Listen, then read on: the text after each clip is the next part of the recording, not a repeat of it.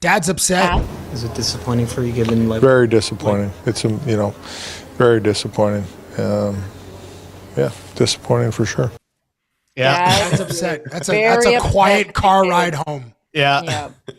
Yeah. I'm not mad. I'm disappointed. It's the words you hate hearing as a child. It's just like, it's even worse. Like, I'd rather you be mad. Just be mad. I don't want you to be disappointed. Just be mad. This is worse. I know that there is still some runway to go to figure this out, but we're kind of past small sample size season. We are nearing the halfway mark of the year. At some point, you are what your record says you are. And the record that the Maple Leafs have currently says they're a mediocre team. They're a team that's not good enough to make the playoffs right now. And I don't believe that of this team. I believe there's a lot more talent than they have shown.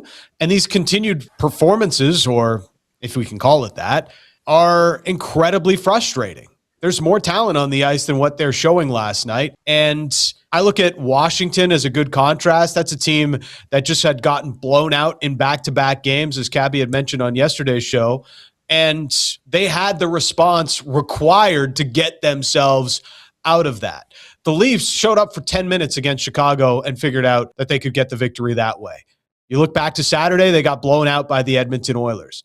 This is happening far too often for this team where they're uninspired. They look listless.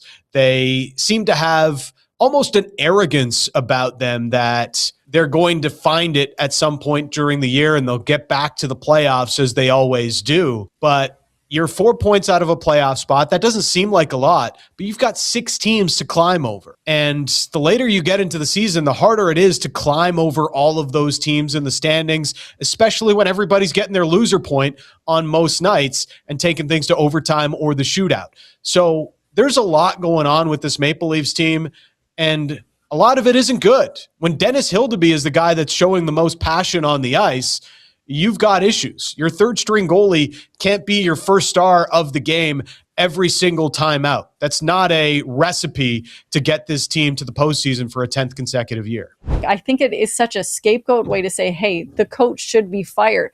These are grown men that are getting paid to play a game that they've been working for their entire life. The urgency and effort also has to come from within and from them. You can't just blame the coach.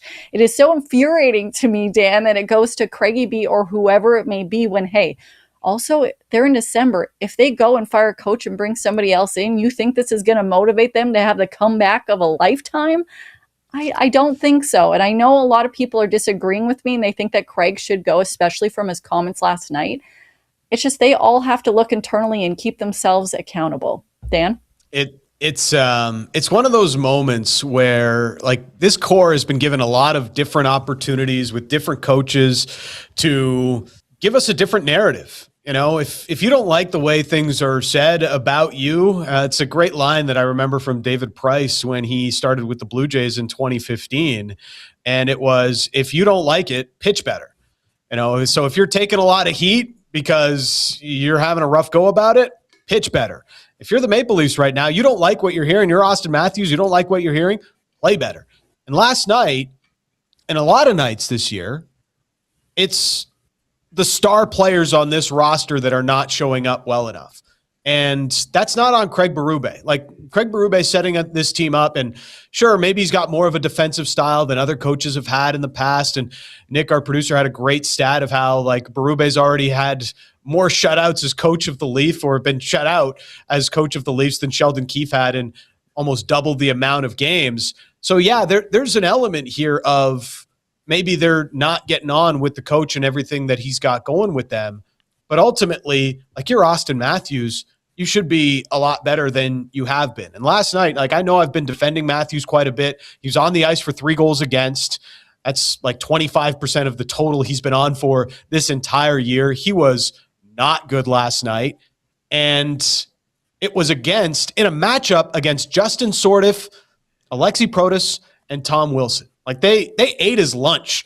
Against John Carlson, defenseman of the Washington Capitals, the Leafs did not have a shot attempt on the ice with Austin Matthews going up against John Carlson of the Washington Capitals. Like, there's no way to give a positive spin on that. It was ugly. Morgan Rielly on the ice for 3 goals against as well last night. Now on the ice for 37 total at 5-on-5. That is most in the National Hockey League.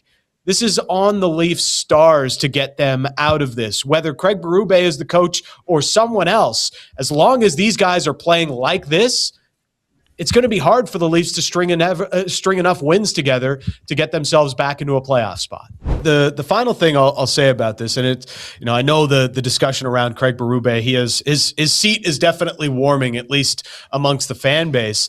And what I think about it is simply, he is kind of the picture of why you make the coaching change. Like, look at his Stanley Cup ring.